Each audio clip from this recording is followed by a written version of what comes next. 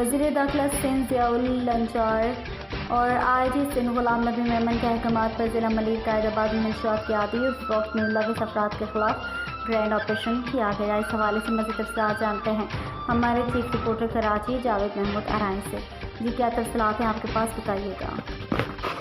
جی بالکل، وزیر داخلہ سندھ ضیاء الانجار اور IG سندھ غلام نبی میمن کے احکامات پر عمل درآمد کرتے ہوئے SSP ضلع ملیر ڈاکٹر عبدالخالق پیرزادہ کی سربراہی میں تھانہ قائد آباد کے علاقے میں منشیات کے عادی اور فروخت میں ملوث عناصر کے خلاف گرینڈ آپریشن کیا گیا۔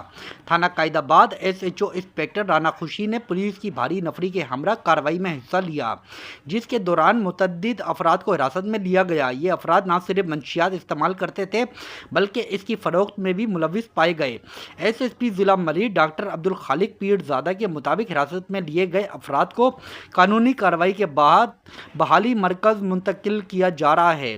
پولیس کی جانب سے عوامی آگاہی فراہم کی گئی تاکہ نوجوان نسل کو منشیات جیسے ناسور سے محفوظ رکھا جا سکے۔ منشیات صرف ایک فرد نہیں بلکہ پورے خاندان اور معاشرے کو برباد کرتی ہے۔ اس لعنت کے خاتمے کے لیے ملیر پولیس سرگرم ہے۔ نوجوان نسل ہمارا مستقبل ہے اور اس کی حفاظت پولیس کی اولین ترجیح ہے۔